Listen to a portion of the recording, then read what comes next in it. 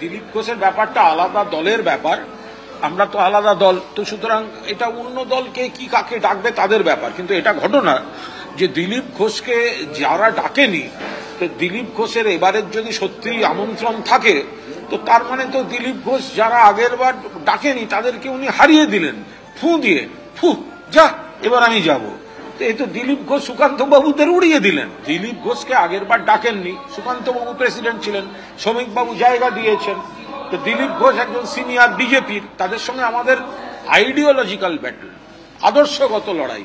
কিন্তু দিলীপ ঘোষকে তারা কোণঠাসা করতে গেছিলেন। দিলীপ ঘোষরা আবার আদি বিজেপিরা এখন একজোট হচ্ছে, দিয়ে যারা পরে এসছে বা তৎকাল বিজেপি যারা দল হাইজ্যাক করতে গেছিল, তো তাদেরকে এবার ফু দিয়ে উড়িয়ে দিতে নেমেছেন দিলীপ ঘোষরা। আমরা দেখছি, মজা দেখছি। আগামী 18 তারিখ প্রধানমন্ত্রী আসবেন বঙ্গে, আর 18 তারিখ দুর্গাপুরের সভায় উপস্থিত থাকবেন দিলীপ ঘোষ। 17 তারিখে তিনি দুর্গাপুরের উদ্দেশ্যে রওনা দেবেন। তবে দিলীপ ঘোষ তিনি জানিয়েছেন যে এখনো দলের পক্ষ থেকে আনুষ্ঠানিক আমন্ত্রণ জানানো হয়নি।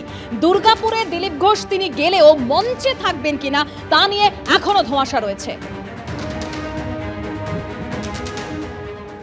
শুভেন্দু অধিকারীর ডাকা 12 ঘন্টার খেজুরি বন্ধে বিক্ষিপ্ত অশান্তি। বাঁশগোড়ায় ট্রাক ভাঙচুরের অভিযোগ উঠছে বন সমর্থকদের বিরুদ্ধে। জোর করে বন্ধ করানোর চেষ্টা করার অভিযোগে গ্রেফতার করা হয়েছে 8 জনকে। খেজুরি বিদ্যাপীঠের কাছে হেরিয়া এবং খেজুরি রাজ্য সড়ক অবরোধ করা হয়, পুলিশের সঙ্গে কথা কাটাকাটি হয়, এলাকায় উত্তেজনা তৈরি হয়। এসডিপিওর হস্তক্ষেপে 4 ঘন্টা পর ওঠে অবরোধ।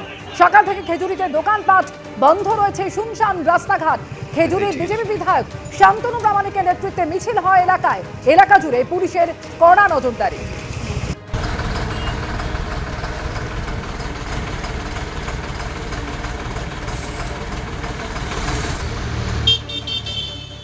गत